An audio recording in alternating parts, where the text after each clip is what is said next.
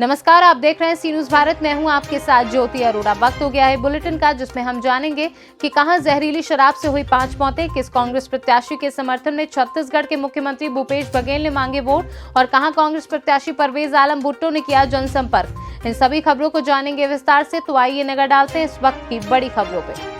आजमगढ़ जिले के अहिरोला थाना क्षेत्र के माहुल कस्बे में कल रात स्थित देसी सरकारी शराब की दुकान से शराब लेकर पीने वालों में कल बीती रात इलाज के लिए भर्ती व मृतकों की संख्या का भ्रम बना था, जिसका खंडन जिलाधिकारी अमृत त्रिपाठी ने प्रेस कॉन्फ्रेंस के माध्यम से किया है। ये माहुल में एक बड़ी घटना हुई है जिसमें कई लोगों की मौत हुई है। सर, अब तक का अपडेट क्या है और क्या कार्रवाई प्रशासन ने? थाना क्षेत्र अहिरोला माहुल में जो कल घटना हुई है, जैसा कि आप सब अवगत हैं, उसके संबंध में पुलिस द्वारा अब तक जो कार्रवाई की गई उसका ब्यौरा मैं आपको दे देता हूँ।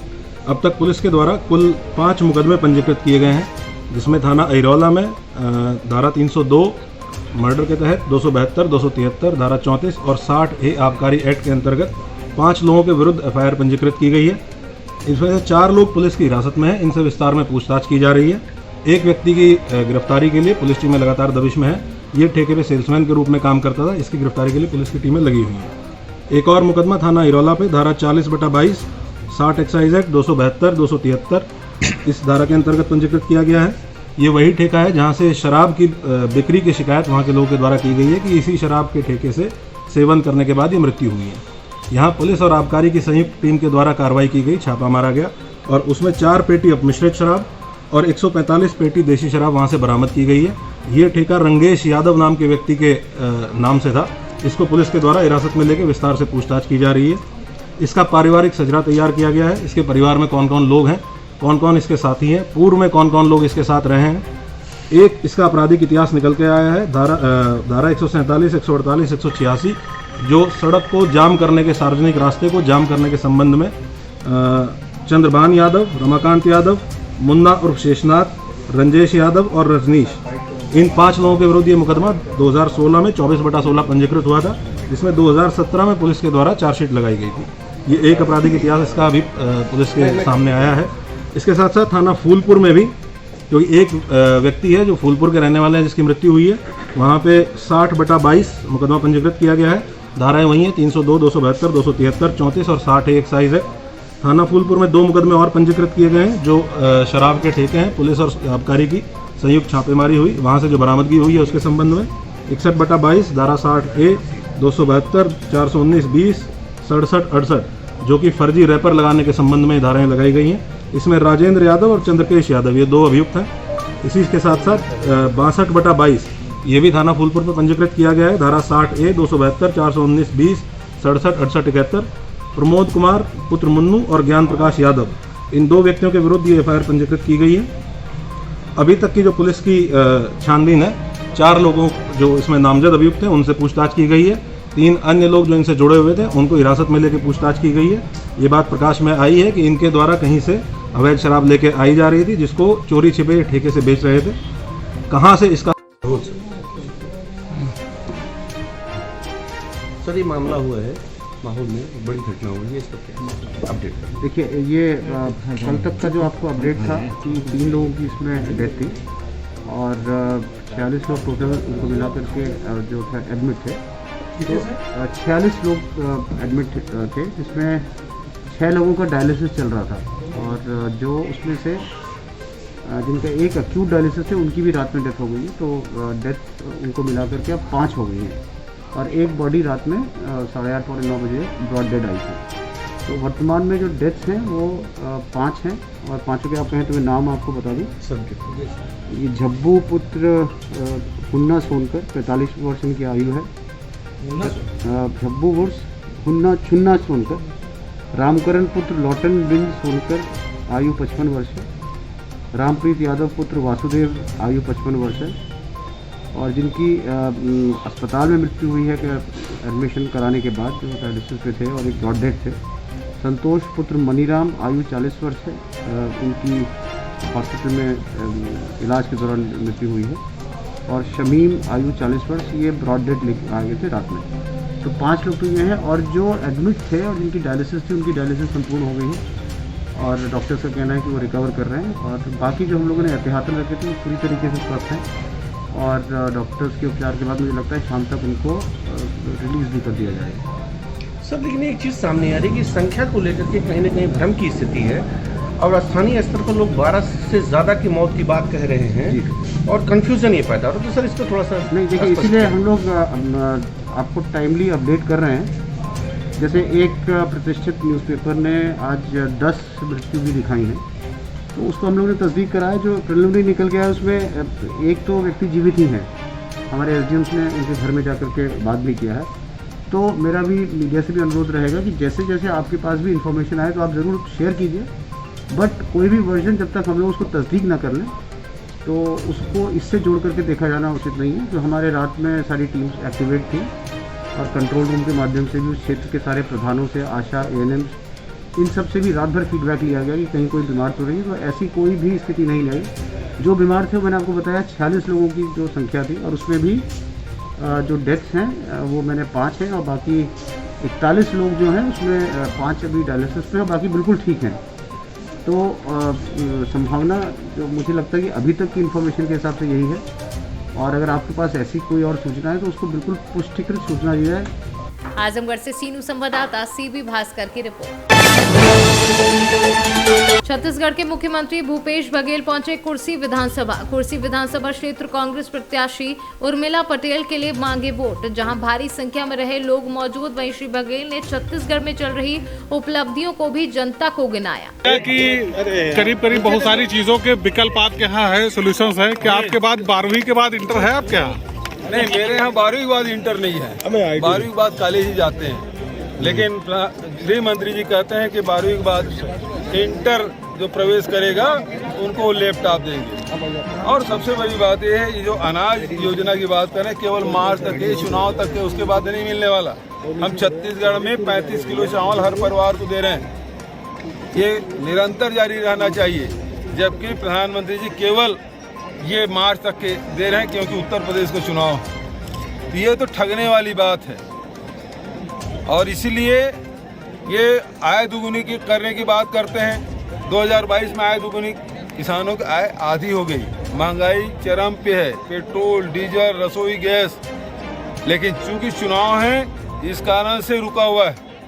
अन्यथा आप देखेंगे हिमाचल प्रदेश के उपचुनाव के बाद 5 रुपये पेट्रोल में और 10 रुपये डीजल में कमी आई, और अभी तक वो स्थिर इसलिए है क्योंकि यहाँ चुनाव है। ये चुनाव 7 तारीख मतदान होगा, 8-10 तारीख के बाद देखिएगा फिर से डीजल पेट्रोल के भाव बढ़ाएंगे। इस चुनाव में कांग्रेस का क्या माहौल है और कांग्रेस पूरी मजबूती के साथ लड़ाई लड़ रही है, अपनी विचारधारा के साथ, अपने कार्यक्रमों के साथ आम जनता के बीच में जा रही है। ये उत्तर प्रदेश में कांग्रेस पार्टी को मुख्यमंत्री किसको देखने के रूप में पसंद आप बहुमत दीजिए, 24 घंटे के अंदर में आपको नया मुख्यमंत्री मिलेगा। नाम 20 का है, इनके पास यही है। 5 साल में क्या किया तो बताया नहीं। जनता को क्या देंगे, नौजवानों को क्या देंगे, गरीबों को क्या देंगे, किसानों को क्या देंगे, इसके बारे में कोई चर्चा नहीं। 80-20 इसलिए कर रहे हैं कि लोगों को ध्यान भटके, इनके कुशासन से नजर हटे ताकि इनको मतदान कर सके। विपक्षियों का कहना है कि प्रियंका गांधी का यूपी में मैजिक चला नहीं है और चुनाव पे कोई असर नहीं पड़ेगा। इस पर जो भला वो पता चलेगा 10 तारीख को। सर, हिजाब को लेकर जैसा माहौल बनाया जा रहा है, ये वही बात है। आप जो बैठ के इस समस्या का समाधान हो सकता है, उस संस्था के प्रमुख वहाँ कर सकते हैं, वहाँ के पालक लोग कर सकते हैं, उसको राष्ट्रीय समस्या बना दी। तो आज सवाल इस बात का है कि ये राजनीति है, वो तय करते हैं कि आपके घर के, आपके भोजन की थाली में कौन कौन सा सामान रहेगा, ये तय करता है। आपके बच्चों की पढ़ाई किस स्कूल में होगी, आपके बच्चों की शिक्षा दीक्षा कैसे होगी, इलाज किस प्रकार से होगा, रोजगार कैसे मिलेगा, ये राजनीति तय करती है। प्रियंका गांधी चुनाव क्यों नहीं लड़ रही, आखिर डर रही है क्या? इसकी एकता और अखंडता के लिए अपने प्राणों का आहुति दे देते हैं। ये लोग तो नाखून भी नहीं कटाए हैं और शहीद बनने चले। जो उत्तर प्रदेश के मुख्यमंत्री कह रहे हैं 10 मार्च के बाद गर्मी निकल जाएगी, क्या कहना है इसमें? ये गर्मी की बात करेंगे, कोई चर्बी की बात करते हैं, लेकिन नौजवानों की भर्ती की बात कोई नहीं। योगी सरकार, गर्मी किसकी निकल रही है, योगी से निकल किसकी रही? निकलेगी ही नहीं लोगों की। योगी सरकार को लेकर क्या कहेंगे? भाजपा ही कह रहे हैं कि दोबारा हम सरकार बनाने जा रहे हैं। देखिए, ये तो भारतीय जनता पार्टी के शीर्ष नेतृत्व है, चाहे मोदी हो चाहे शाह हो। योगी जी को अयोध्या से उठा के गोरखपुर भेज दिए और 10 मार्च के बाद वो मठ में बैठे। क्या लग रहा है अयोध्या मुद्दा नहीं है?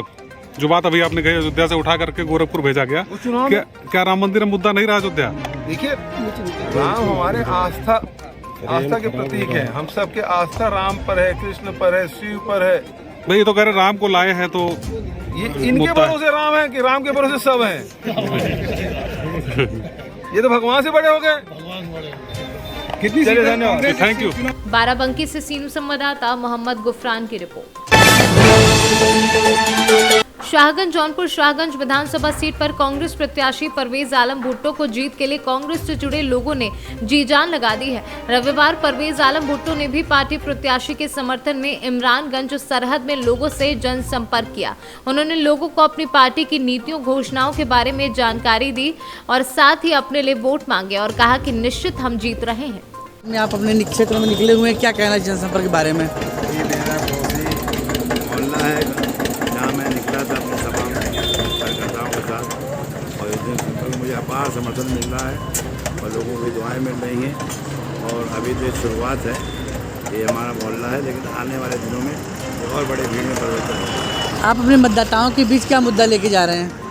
विकास का मुद्दा है, सड़कें बेहाल है, तमाम ऐसे काम रुके पड़े हैं, उन्हीं मुद्दों को लेकर हम बीच जा रहे हैं। और विकास का ही बड़ा मुद्दा है, आज 20 साल से कोई विकास हुआ नहीं।